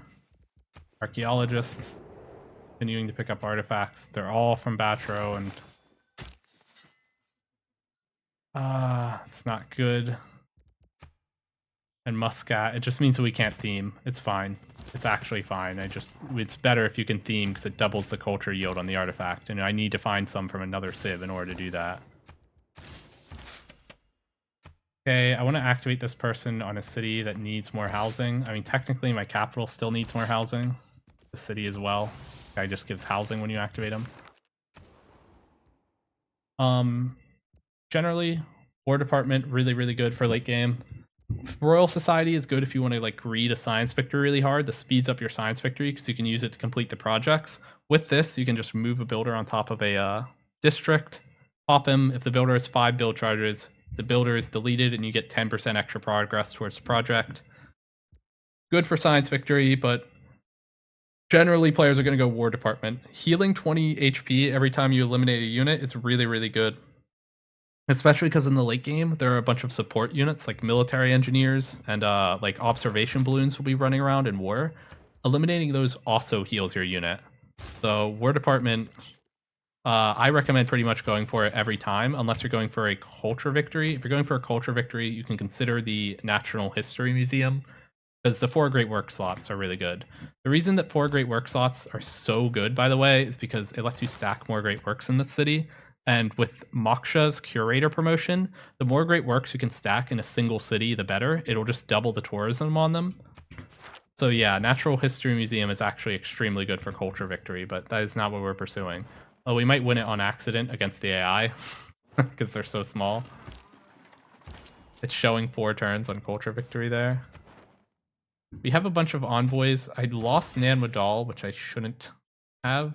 I can just dump more envoys in them to make sure I don't. I can take control of Samarkand, why not? Mogadishu, why not? These are not really doing anything for me, actually. Currently, I have Kilakaswani, so if I control 2 yellows, that actually gives me 15% extra gold in my entire empire. I forgot about that. I should have flipped these much sooner. I just literally slipped my mind. I can also do this, and it'll give me extra faith empire-wide from Kilwa. Yeah, crazy wonder. 2 purples, so I have 15% extra culture. 2 browns, so I have 15% extra prod. Only when producing buildings, districts, or wonders. I don't think you get the prod bonus when producing military units from Kilwa, but yeah. If you're only controlling 2 brown, that is how it works. Okay, we'll play through to turn 80, which I have marked as what will be the end of this video. Turn 80 is usually around when we go full blown into the late game. I don't really care. I'm gonna put 1 vote on minus. Save my Diplo favor. Doesn't really matter, of course. Now, here we already finished earlier the Renaissance walls. So we have the steel Eureka.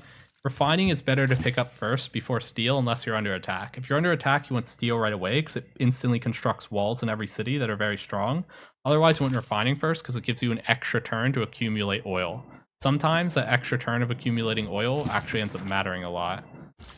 We're gonna run out, actually, funnily enough, of coal here as we finish more of our research labs. Our power demand's going to go up. But we could go get more coal. I think I'm just going to transition into oil.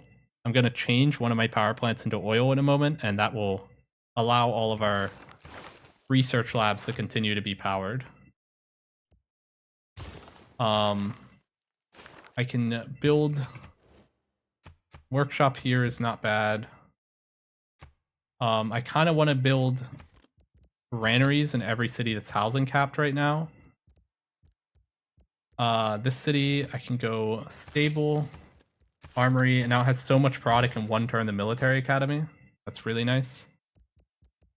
Hangar is not bad. It gives aluminum in BBG, so in case you're low on aluminum, that'll matter. We don't actually have aluminum discovered yet because we're going bottom tree. It is an option to go straight for advanced flight, by the way. That's fine, but combustion is easier to play because you get steel, and steel makes your cities way, way, way harder to kill.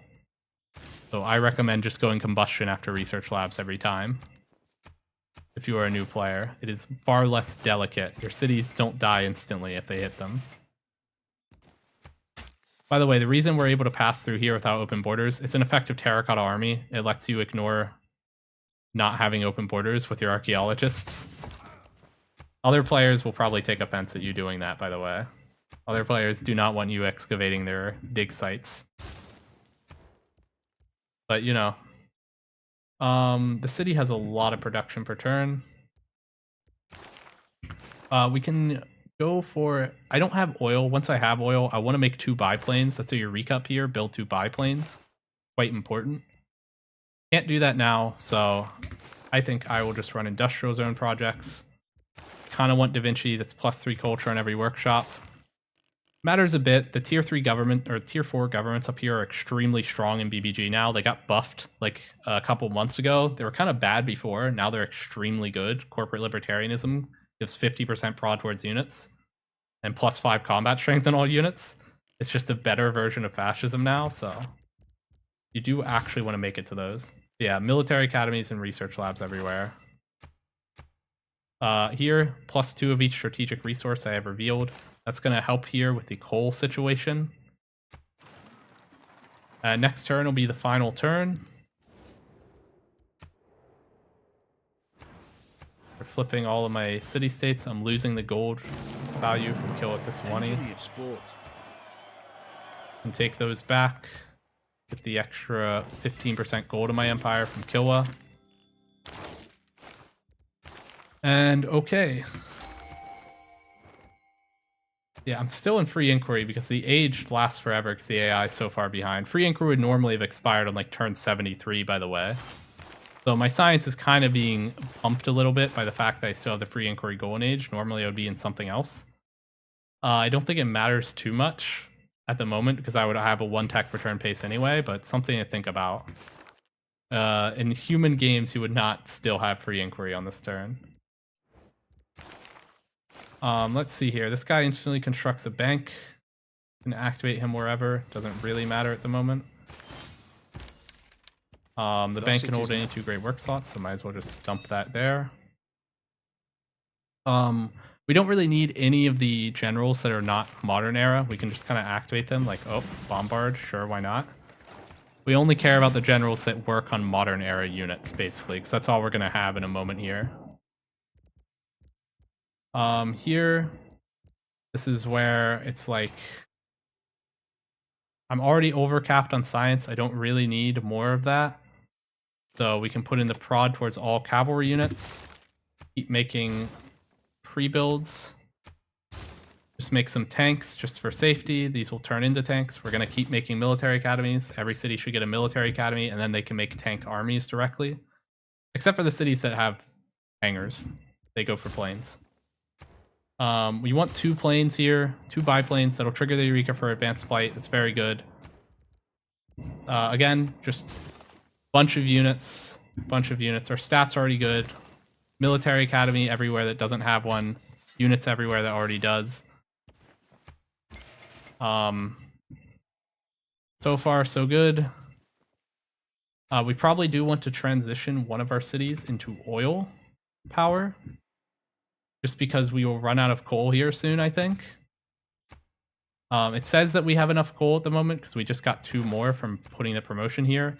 I don't know how long that'll last because we are going to be making more buildings that require power. I don't know if we actually will. We don't really need to make broadcast centers or stock exchanges. But yeah.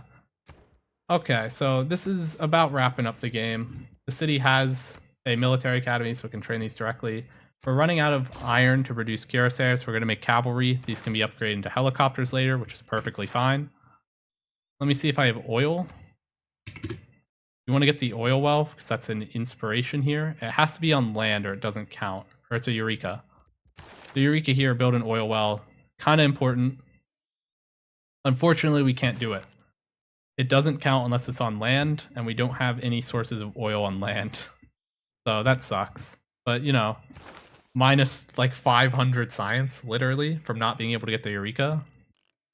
Some games that'll matter. In this game, it probably won't because our science is so high. Now, I want to point something out. This pace is not realistic in a multiplayer game because multiplayer players are going to take a lot of the great people. They're going to take a lot of the city-states. They're going to take a lot of the wonders. And in this game, I was allowed to take all of those without any issue. Like, I got every wonder I wanted. I got all the city-states I wanted. I got all of the great people I wanted. You're not going to have that in a real game. So don't expect to get stats quite this high.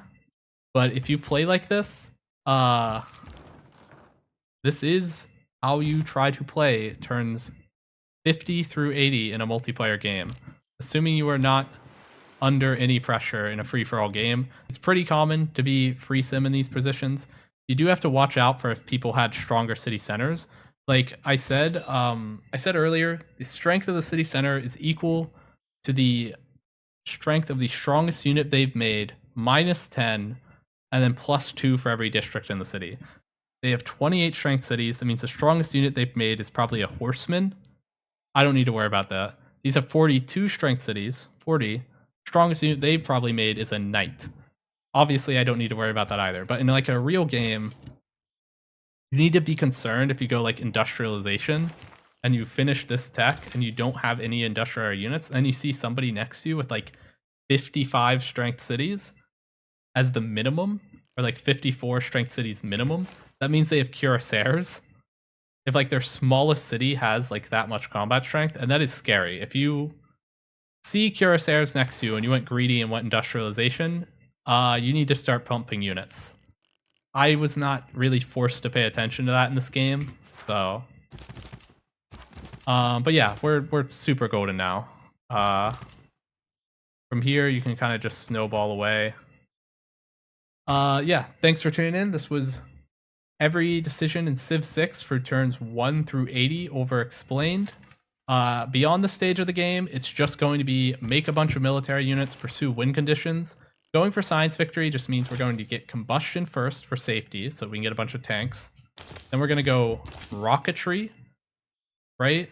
We're going to make a bunch of fighters, as many fighter class planes as we can, because fighters are really, really good on defense.